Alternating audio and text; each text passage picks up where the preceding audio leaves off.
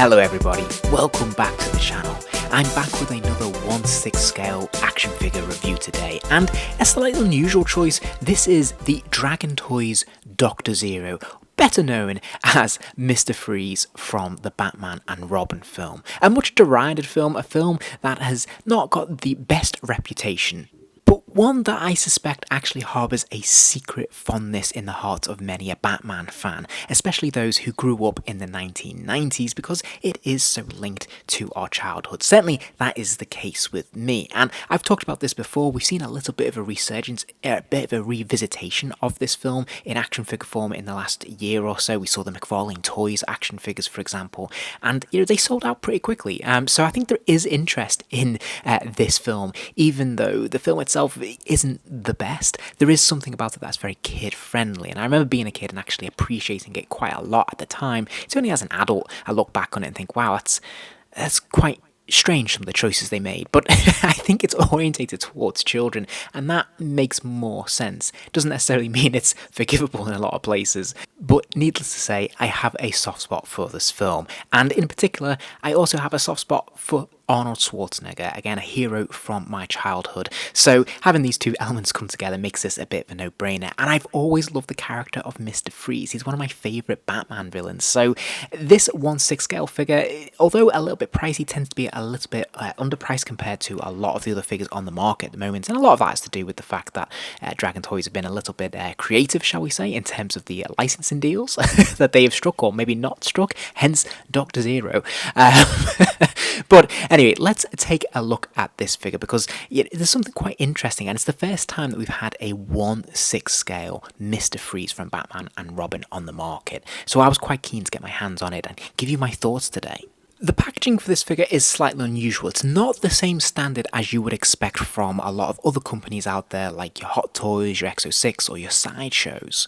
It's a lot more flimsy to start off with. It is just a very basic, very, very thin card, and that's very difficult to tell on screen, but take my word for it, there's not a lot of strength in this packaging.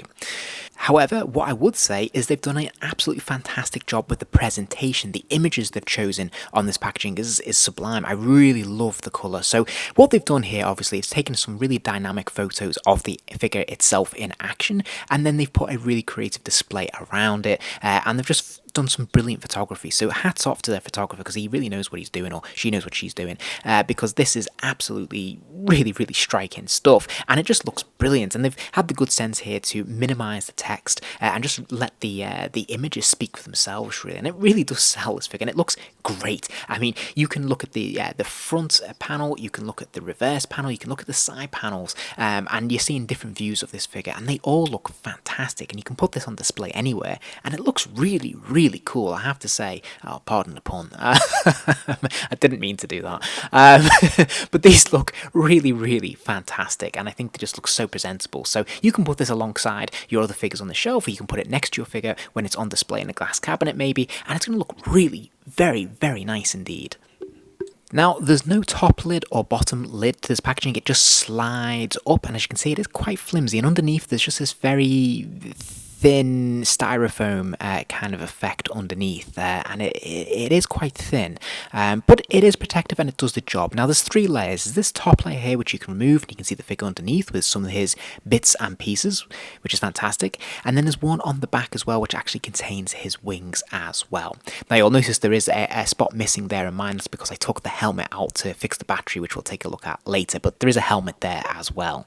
Now, one of the first things I'm going to have to point out about this figure is that he doesn't come with a display stand, and that is going to cause a few issues, because he's actually kind of difficult to pose and stand freely without the aid of some support. And that's nothing to do really with balance, it's just more to do with he's slightly awkward to pose, and he's a little bit top heavy, so he has a tendency to want to fall back. Now, we have 2 display options for this figure, which is kind of cool. We can either have him with the helmet or without, and he comes without the helmet. So if we take a look at this head sculpt to see how he compares to his on-screen counterpart, we can see they've done a fairly decent job here. I think this is a good likeness of Arnold Schwarzenegger as Mr. Freeze. I think that, they've got some of the key details there. The nose and the mouth looks to be pretty accurate. I'm not convinced by the eyes, though. They've opted to just give him sort of silver pupils, and that doesn't necessarily translate that well. It doesn't look quite right to what we see on screen, and it just looks a little bit oversimplified, really. I think what they're probably going for was the idea of trying to catch the light in his eyes, but I've seen this much better done in other action figure companies, and this doesn't work that well here. It looks a little bit sloppy and a little bit amateurish. The other thing to note is that they've kind of gone for one tone when it comes to the paint that they've used here on his head. Now, it is quite reflective, so it does catch the light quite nicely, as you can see there, and it does have a slight silvery, icy blue, kind of metallic quality to it, which is great, and I think that works quite well. But if we actually look at the makeup on screen, you'll see there's actually a sort of almost like mottled, dotted effect over Arnold's face and his head, and they haven't really captured that. There's two tones going on screen. We have a sort of dark blue and a lighter blue, and there's almost like a silvery contrast going on in between, and there's definitely this mottled effect which hasn't been picked up on here at all. Here it is very much it's blue, and there isn't really much subtlety or nuance beyond that. Now, if we move our attention to the body, we'll see there's a number of different layers here, which is quite interesting. The baseline body actually has a bit of a jumpsuit. It's wearing a very tight-fitting body stocking that actually has a number of little details in there to create the effect of grooves or lines. So you can see the gaps there between the sort of the stripes of the silver stripes against the black background. That is the jumpsuit effect. That is sort of making up a lot of the detail in between the cracks in the armour, which is a really nice touch, and this works pretty well. It also aids the articulation, as we'll see a little bit later. And then we have the plastic armour pieces on top of that. Now, the plastic armour pieces are kind of interesting as well, because there's two parts to them. We've got the simple metallic, in air quotes, sort of effect, and then we actually have these transparent cyan, blue, green, sort of plexiglass kind of effect as well, which is, allows you to see through into some of the parts of the costume, but also creates that effect that we see in the film. Now, what's interesting about these, and unfortunately I'm not able to demonstrate that today, is that if you have a black light, a UV light, these apparently glow up in a sort of purple kind of effect. Now, I haven't been able to test that myself because I don't own one, but that is how it's advertised, and I think that is, a pretty cool feature. Although, having said that, I would have preferred that these would have been able to light up and have the option to turn them on so he kind of glows consistently, and I'll talk a little bit more about that later. And if we look at the back of the costume, we can see he has this backpack as well. And there's actually that top piece there, where you can see that thin line, actually is a removable piece because there's things you can store in there. In fact, that is where the battery is held for the light in the helmet. And again, we'll see that a little bit later. But that's actually held on with magnets, and it's actually quite a decent space in there. So you could store something quite small in there if you wanted to. I'm not sure what you would put in there, to be honest, but there is space in there. And of course, it also supports the wings, which we'll see a little bit later as well. Now, one of the things I wanted to highlight here is his neck and the join to his head there, which is absolutely fine. It's a minimal line, and I don't think it's too distracting. But what I wanted to point out is the gap between the neck and the shoulder pieces there that's been put in place, the plastic, and just how tall and long this neck is. Now, it's got to be because he's got to wear the helmet, and it's got to be a comfortable room for him to be able to be articulated in the head and to be able to pose him in different ways. However, I do feel that this neck is ever so slightly too long. It doesn't look quite accurate, and it just looks a little bit distorted and not quite right. And I've seen this in a lot of different photos before I bought the figure, and it put me off a little bit because it doesn't look quite right. If we look at the film, his head is much more screwed onto his shoulders because of those shoulder pads, whereas here it definitely rises significantly above. Now, there is an awful lot of detail in this costume, which I think is really nice. So we can see lots of different bits and pieces popping out there. The hands are grooved, for example, the palms, which are great, and on the top of them, we can see obviously all sorts of like shapes cut into them, which is great. Now, having seen the actual costume recently at the Batman exhibition, and I'll put a link to that at the end of the video if anyone's interested, you can really see a lot more details. They haven't captured all the details. This is definitely an oversimplification. It's a really good attempt. There's a lot here, but that costume is incredibly detailed, incredibly layered with all sorts of nuance when it comes to the bits and pieces as part of it, and they haven't captured that quite as accurate as I might hope for this kind of figure. The other thing to note is that there isn't really much in the way of paint apps, so they've opted for a sort of metallic silver paint, which certainly does the job, but there's no wash running through it. And I think if there'd been like, maybe a purple or a bluey kind of wash here and there, just subtle, a little bit of a wash here and there, would have really drawn out this detail and stayed true to the sort of lighting effects that we see in that film. I also want to point out that the plastic pieces are all separate, so you can see this on his gauntlets and his arms and even the shoulder pads, but they are very light plastic, which gives them a slightly cheap feel, which isn't quite as robust as you might like. The other thing is that you can notice that the gap between the hand and the joint there and the sleeve and the gauntlet is, you can see that exposed plastic there, which isn't great. Now, you can shunt the gauntlet down to try and hide it, and it does a pretty good job, but depending on how you're going to pose this figure, that is a bit of a weakness. But the figure is at least consistent in its approach, so we can see when we look at the legs, again, we have the light plastic pieces. These, again, are movable on the thighs. That can be a good thing or a bad thing. Kind of annoying when they slip down the leg. You have to really shunt them up to hold them in place, and that's a little bit of a weakness as well. But for the most part, they do the job very well, and they look really quite nice and presentable. The back of the legs probably fare the worst in terms of that look, because they don't look quite as convincing between those two textures that we've got there. But if we look at the feet, we can see some of the detail that has been applied here. You can see the very different approaches to each foot. They haven't just recycled the same material, so that is pretty cool. The only thing to mention here is that, as I said, he does struggle to stand freely, so you have to just balance him just right in terms of that upper torso. The other issue is that there's absolutely no hinging on the feet, as we'll see in the articulation now. So, to begin with, he has a ball joint at the top of the neck there, allowing the head to rotate 360 degrees, and it will even wobble from side to side a pretty good distance here as well, which is nice to see. Now, it can also hinge forwards and backwards, and there's a pretty decent range of motion here, certainly when it comes to looking forward. It can't go back too far, but it can look down quite a good distance.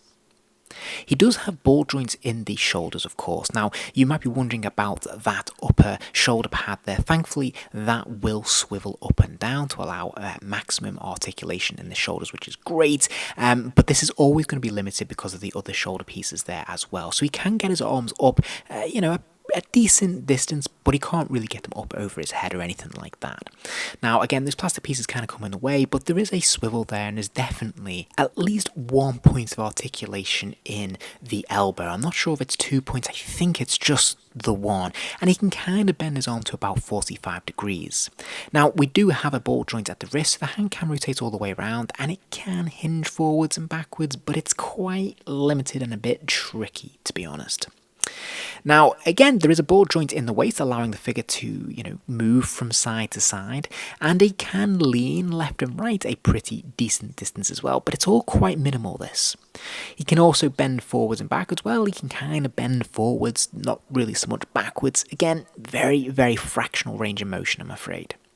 There are ball joints in the hips, again, typical restrictions there, partly because of the bodysuit actually is quite a tight material, so that's kind of going to get in the way, but the legs will kick out to the side a little bit. There's actually the opportunity to swivel at the top of the thigh there. The legs will, kind of go forwards and kind of go back, but again, we're talking very, very small amounts of movement, not an awful lot here.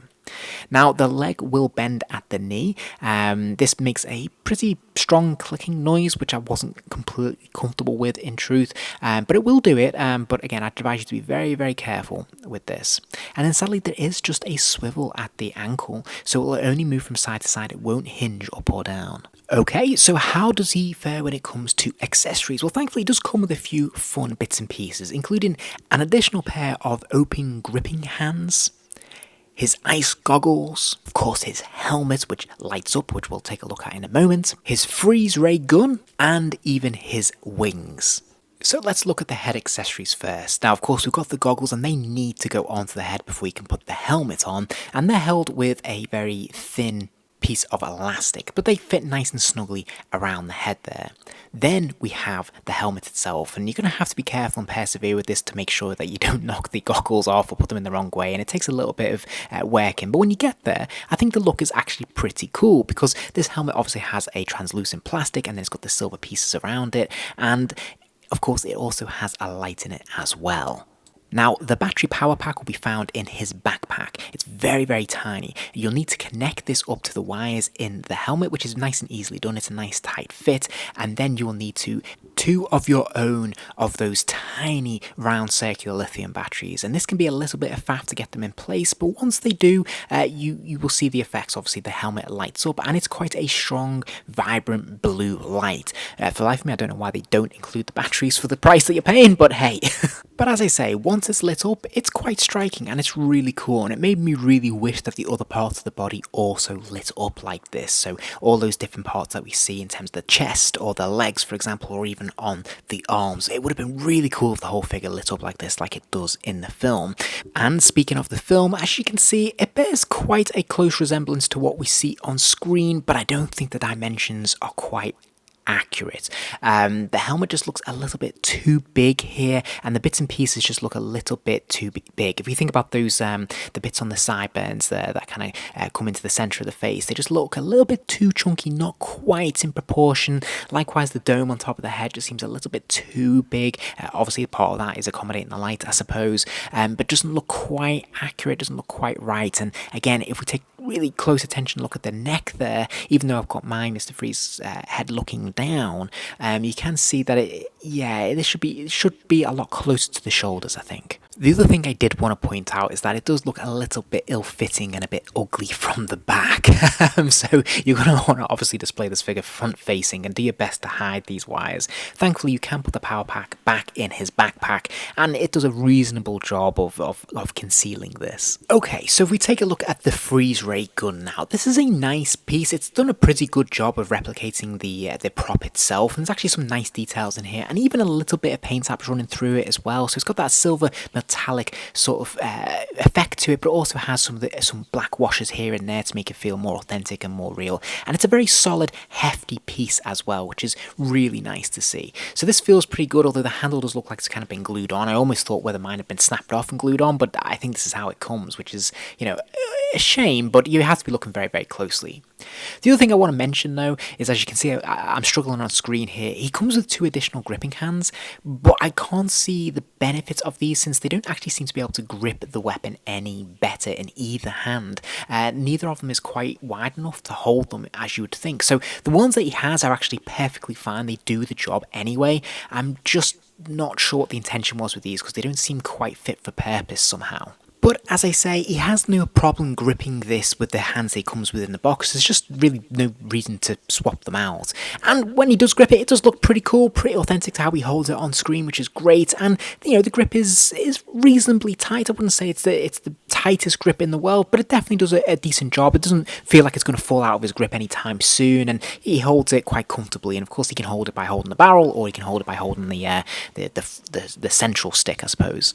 I do think it's a really cool feature that they included the wings. I would never have expected this, and I think it works pretty well, but they are a bit of a faff to put in place. So my advice is to take the shoulder pads off first. Thankfully, these just pop out, thank goodness, otherwise this would be an absolute nightmare. Then what you need to do is remove the lid of the backpack, and you will find there's 2 slits in there, which these butterfly wings slide into place. But it's not the smoothest fit, I've got to be honest. This takes a little bit of perseverance and it's a little bit frustrating. I was getting a little bit tetchy with this process, I've got to be honest. It wasn't the easiest. But thankfully, once you get them in place, they look pretty cool. And of course, you can put the lid back on the backpack and you've got the full effect then. Now the wings do of course give him a pretty impressive wingspan, so you can see that obviously it does bulk him out a lot more and make him a lot more of a presence on display, I suppose, which is kind of interesting. And when he's all lit up and that, yeah, this looks pretty cool. The colour of the translucent plastic in the wings is consistent with what we see on the body as well, and light will travel through them, so depending on how you plan to light this figure up on your display, you can create some really cool effects with this, I'm sure. Now, when you put all the elements together, he's got his gun there and everything. He looks pretty impressive, I suppose. I think this, is a really a complete package, I suppose, of this character. There's not much else in the way of accessories that might have been nice to include here. Maybe some diamonds and things like that, as we see in the film. But otherwise, I think we've kind of got his main bits and pieces here, which is great. Now, I have mixed feelings about these wings. In truth, all in all, I'm probably not going to choose to display mine with the wings on show, because they kind of look a bit silly. And to be honest, it's one of those cringe moments in the film which, aren't great. So I'm not sure if I really want to remind that, because I do actually really like his costume otherwise. So I'm probably not going to have my wings on show. But otherwise, it is a really nice option that they've included this, so you can put them on show if you so wish.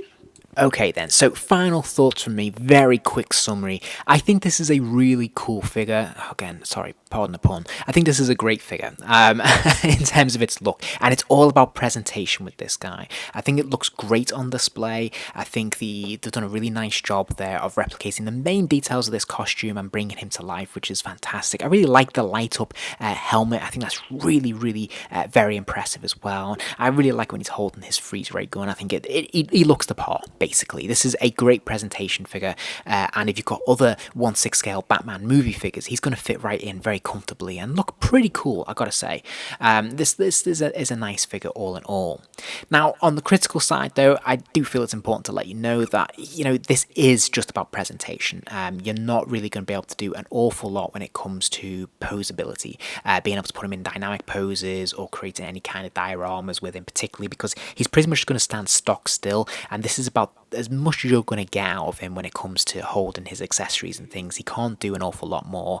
That's sort of appropriate, considering he doesn't move that much in the film anyway, if you look closely. But nevertheless, it is a limitation, and I think you need to be aware of that. He's more of a statuette, really, in truth. But a nice looking one.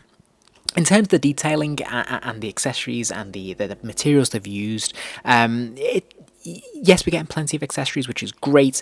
It feels as though that they've used some cheaper materials, though, on the body and the plastic that I talked about earlier before. It doesn't feel like you're getting the quality of some, the other figures that we see on the market these days, as you'd expect from, say, Hot Toys or, your sideshows or whoever. But that's to be expected, because, of course, these are a little bit cheaper than what you'd find if those companies were doing this figure. So I just think that's something to bear in mind, that it's not quite the same level of quality as you might expect at this scale, but then you're paying less, so I suppose it balances out.